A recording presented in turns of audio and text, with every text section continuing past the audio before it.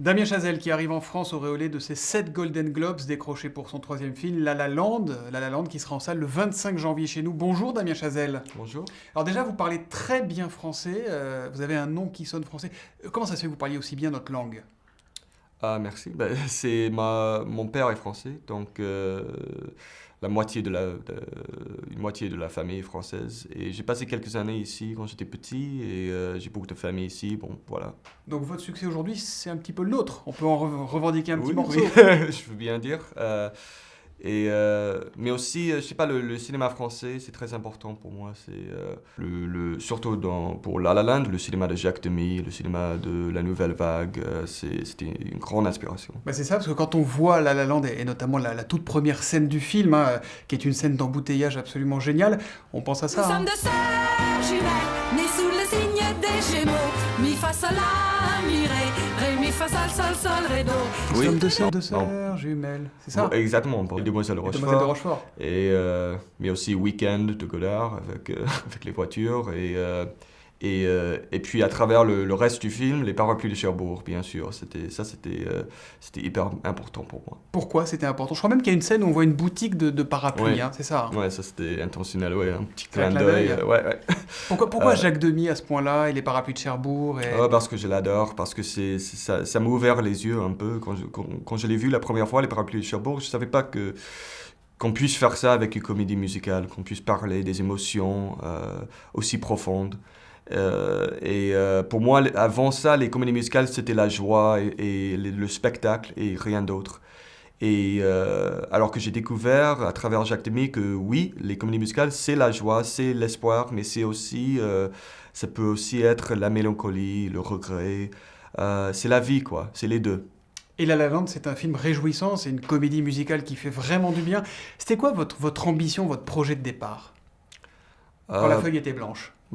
C'était de faire une comédie musicale et d'une manière assez traditionnelle, mais aussi d'une façon moderne, de mélanger l'ancien et le nouveau, et aussi de mélanger le bonheur et la douleur, un peu que ce soit une histoire honnête, c'est-à-dire que c'est pas un Hollywood ending.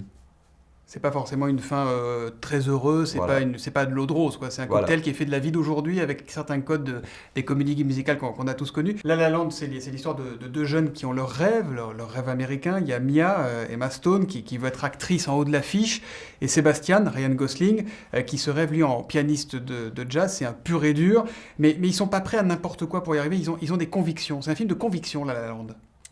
Oui, oui, et ça parle aussi des questions sur l'intégrité comme artiste, comment trouver et puis maintenir son identité comme un artiste.